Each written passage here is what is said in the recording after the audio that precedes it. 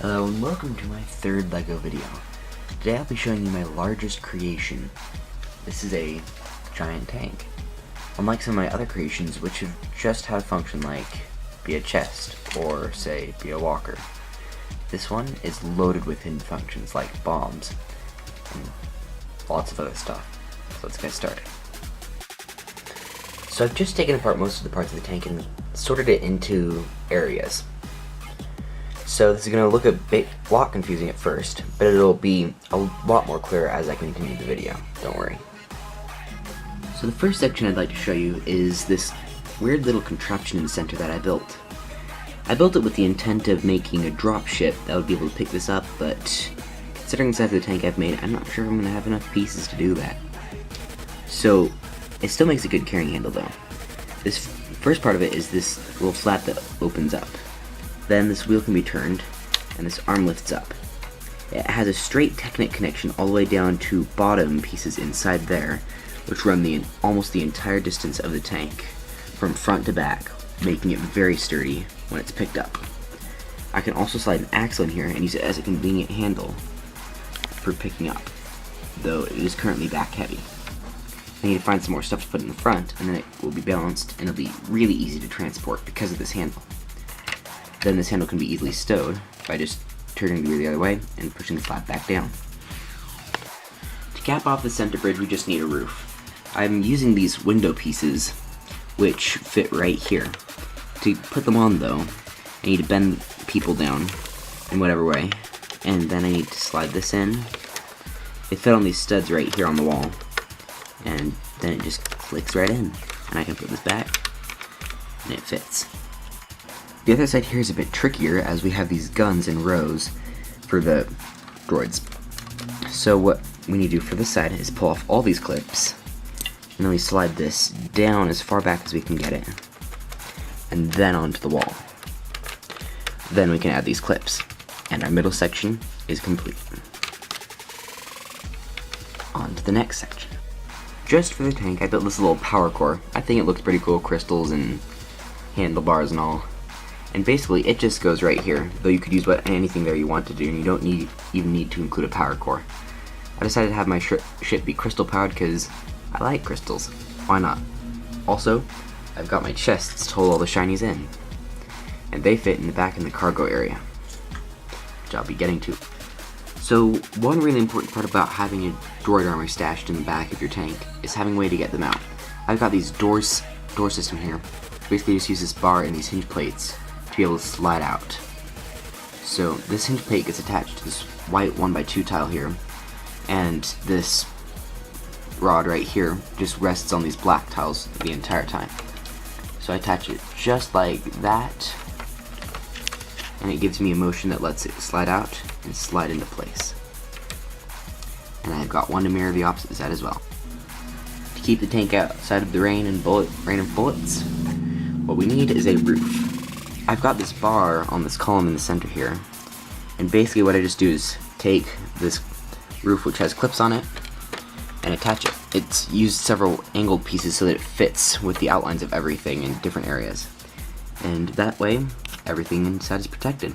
This next section is my favorite. It's a mine dropping device I created. It has this little wheel on the back which, when twisted, drops one of these bombs down through this hole in the floor. You probably can't see it, but it's right there. So it works like this. Gets twisted up and then flipped down, and one bomb falls out. Up and down again, and another bomb falls out. This thing can hold up to 6. And I didn't design it too well because there's one space up there where one can possibly rest if the tank is still. But it holds 6 bombs all together, right here. And then I have this wall on the outer part that clips to these clips right here, and it holds another 8 on it.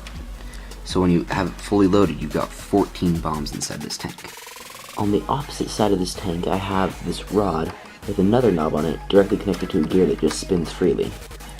There's a hole in the roof of the tank where I can take this little column, slide it in, and it meshes with that gear and goes down almost to its level. Then this gear can be used to raise and lower this tower. On top of the tower, I've built a little turret. It fits right on top and uses a ball and socket joint so that when raised, it has a lot of freedom to point. It also has 2 Gatling guns right here, used Travis Brick and 4 binoculars, which can point almost anywhere as anti-air cannons. Directly across from the bombs and bomb storage, I have another 2 clips. This has a matching platform. This one does not store bombs. This one has its own cannon, which when folded up fits right in with the knob at the back. But when it's folded out, it has this little angle device which lets it be fired at any angle you want. There's several parts to the back of this tank. I've got a cargo bay. These little plates make up a docking station for a stat fighter I made. And then I've got spaces for 2 engines, and then there's 3 parts for the roof. So I'm going to start off by adding the engines. They're basically just different rings and things that I think look pretty cool. They just go on the side right here, on each side, and basically just sit there. They don't really do anything, though they do have a hinge on the underside that lets them tilt to whatever angle I'd like. So before I add any of the back wall or any of the ceiling, I'm going to add my little fighter to the bottom and the cargo I'd like to hold. The little fighter has these different parts. These work as handles, and then it just basically has a front. This part on the back can fold forward. This gives it a little foot stand and laser cannons. Then it folds back down, and this section can be placed right on top of there, and it's the storage. Then these chests that I showed in the other video get right here and here, holding all of my shinies to power my tank. For easy unloading, there's a little clip here, and I've built a little back wall that clips right on and raises as a wall and lowers as a ramp. The last part of this half of the tank is the cargo bay roof. I'm going to start out with the sides, and I've got these little Technic wing pieces with ball and socket connectors that just plug into these sockets right here. They don't move around that much, and they don't lift for any access, but they're pretty good at staying where they belong. And I go in on each side, and just plug in. There we go.